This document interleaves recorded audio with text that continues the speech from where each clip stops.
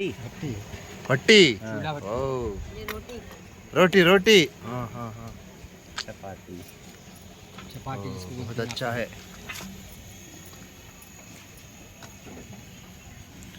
वो गैस। हाँ gas gas. Gas super super.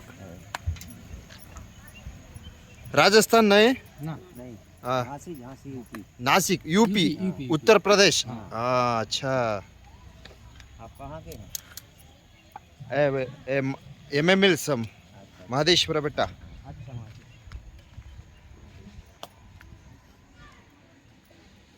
ನೋಡಿ ಯು ಪಿಯಿಂದ ಬಂದಿರೋರು ಪ್ರವಾಸಿಗರು ನೋಡಿ ಅವರ ಒಂದು ಊಟೋಪಚಾರಕ್ಕೆ ಚಪಾತಿಗಳನ್ನ ಮಾಡ್ಕೊಳ್ತಕ್ಕಂಥ ಒಂದು ವಿಧಾನವನ್ನು ನಾವು ನೀವು ಗಮನಿಸ್ಬೋದು. ಬಹಳ ಅಲ್ಟಿಮೇಟಾಗಿ ಮಾಡ್ತಾಯಿದ್ದಾರೆ. ತುಂಬ ಈಸಿಯಾಗಿ ತಯಾರಿಸ್ತಕ್ಕಂಥ ಒಂದು ಆಹಾರ ಪದಾರ್ಥ ಅಂದರೆ ನೋಡಿ ಇದು ಚಪಾತಿ. ನೋಡಿ ಅಲ್ಲಿ ಲಟ್ಟಣಿಗಳಲ್ಲಿ ಆ ಥರ ಎಲ್ಲ ಮಾಡಿಕೊಂಡು ತುಂಬ ಈಸಿಯಾಗಿ ನೋಡಿ ಯಾವ ರೀತಿ ಇದೆ, ಒಲೆ ನೋಡಿ ಎಷ್ಟು ಚೆನ್ನಾಗಿದೆ. ಸೊ ಈ ರೀತಿ ಬೇಯಿಸ್ಕೊಂಡು ತಿನ್ಕೊಂಡು ಪಾಪ ಇವರು ಪ್ರವಾಸವನ್ನು ಮಾಡ್ತಾರೆ. ಹೆಚ್ಚು ಕಮ್ಮಿ ಎಲ್ಲ ವಯೋವೃದ್ಧರು ಈ ರೀತಿಯ ಒಂದು ಪ್ರವಾಸವನ್ನು ಮಾಡ್ತಾರೆ. ಸಾಮಾನ್ಯವಾಗಿ ನಾವು ನೋಡಿದ ಮಟ್ಟಿಗೆ ಏನು ಈ ಒಂದು ಡಿಸೆಂಬರ್ ತಿಂಗಳಲ್ಲಿ ಯಥೇಚ್ಛವಾಗಿ ಪ್ರವಾಸಿಗರು ಆಗಮಿಸ್ತಾರೆ. ಸೊ ವಯೋವೃದ್ಧರನ್ನು ನಾವು ನೀವು ಗಮನಿಸ್ಬೋದು. ಸೊ ಅಲ್ಲಲ್ಲೇ ಇವ್ರಿಗೆ ಎಲ್ಲೆಲ್ಲಿ ಆಹಾರದ ಅವಶ್ಯಕತೆ ಇದೆ ಅಲ್ಲಲ್ಲೇ ಬಸ್ಗಳನ್ನು ನಿಲ್ಲಿಸಿ ಅವರು ಏನು ಈ ಥರ ಚಪಾತಿಗಳನ್ನು ತಯಾರು ಮಾಡಿಕೊಂಡು ಇದ್ರ ಜೊತೆಗೆ ಒಂದು ಸ್ವಲ್ಪ ಸೈಡ್ಸ್ ಎಲ್ಲ ರೆಡಿ ಮಾಡಿಕೊಂಡು ಅಲ್ಲಲ್ಲೇ ಊಟ ಉಪಚಾರಗಳನ್ನು ಮಾಡಿಕೊಂಡು ಪ್ರವಾಸವನ್ನು ಮಾಡ್ತಾರೆ. ಸೊ ಸಾಮಾನ್ಯವಾಗಿ ರಾಜಸ್ಥಾನ್, ಬಿಹಾರ, ಮಧ್ಯಪ್ರದೇಶ, ಮಹಾರಾಷ್ಟ್ರ ನೋಡಿ ಈ ಭಾಗವಾಗಿ ಹೆಚ್ಚು ಪ್ರವಾಸಿಗರು ಯು ಪಿ ನೋಡಿ ಯು ಪಿಯಿಂದ ಬಂದಿರತಕ್ಕಂಥ ಪ್ರವಾಸಿಗರು ಇವರಾಗಿರ್ತಾರೆ. ಸೊ ವಯೋವೃದ್ಧರು ಹೆಚ್ಚಾಗಿ ಕಾಣಿಸ್ಕೋತಾರೆ ಕಣ್ರಿ. ಏನೋ ಇರೋ ತನಕ ಈ ಜೀವನದಲ್ಲಿ ಏನಿದೆ, ಏನೂ ಇಲ್ಲ, ಇರೋತ್ತು ಗಂಟ ಎಲ್ಲನ ನೋಡಿಕೊಂಡು ಜಾಲಿಯಾಗಿ ಹೊಟ್ಬಿಡೋಣ ಅಂತವೇನೋ. ಪಾಪ ನೋಡಿ ಈ ರೀತಿ ಬಂದ ವಯೋವೃದ್ಧರು ನೋಡಿ ಎಲ್ಲ ವಯೋವೃದ್ಧರು ಹೆಚ್ಚು ವಯೋವೃದ್ಧರು ಇರ್ತಾರೆ. ಸೊ ಈ ಥರ ಪ್ರವಾಸವನ್ನು ಕೈಗೊಳ್ತಾರೆ. ಇವರು ಉತ್ತರ ಪ್ರದೇಶದಿಂದ ಬಂದಿರತಕ್ಕಂಥವ್ರು. ನೋಡಿ ಕೆಳಗಡೆ ಬಸ್ ನಾಮಫಲಕ ಇದೆ ಯು ಪಿ. ಏನೋ ಇವರ ಒಂದು ಪ್ರವಾಸದ ಒಂದು ವಿಡಿಯೋ ವೀಕ್ಷಣೆಯನ್ನು ಭಕ್ತಾದಿಗಳ ಮುಂದೆ ತೋರ್ಪಡಿಸ್ಬೇಕು ಅನಿಸ್ತು.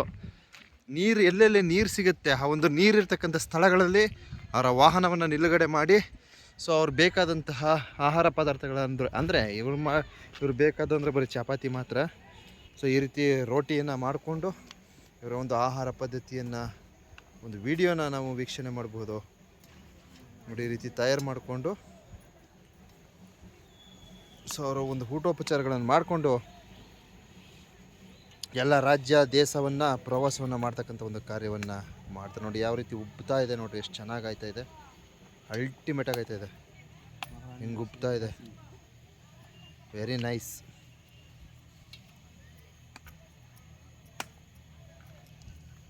ಅವರು ಒಲೆ ಮಾಡ್ಕೊಂಡಿರ್ತಕ್ಕಂಥ ಒಂದು ವಿಧಾನವನ್ನು ನೀವು ಗಮನಿಸ್ಬೋದು. ಬಹಳ ಚಪಾತಿ ತಯಾರು ಮಾಡೋಕ್ಕೆ ಅಂತವೇನೋ ಒಂದು ಒಲೆ ಮಾಡ್ಕೊಂಡವ್ರೆ.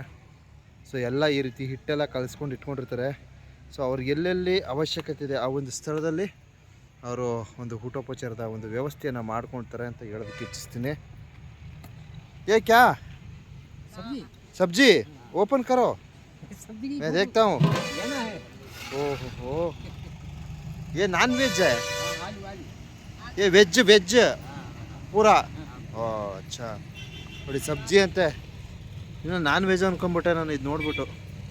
ಸೊ ಇದು ಹೂಕೋಸು ಅಂತ ಹೇಳ್ತಾರೆ. ಹೂಕೋಸು ಮತ್ತು ಆಲೂಗೆಡ್ಡೆ ಮತ್ತು ಟೊಮೊಟೊ, ಈರುಳ್ಳಿ, ಕೊತ್ತಂಬರಿ ಸೊಪ್ಪು ಎಲ್ಲವನ್ನು ಬಳಕೆ ಮಾಡಿ ಸಬ್ಜಿ ರೆಡಿ ಮಾಡ್ಕೊಂಡಿದ್ದಾರೆ ಕಣ್ರಿ.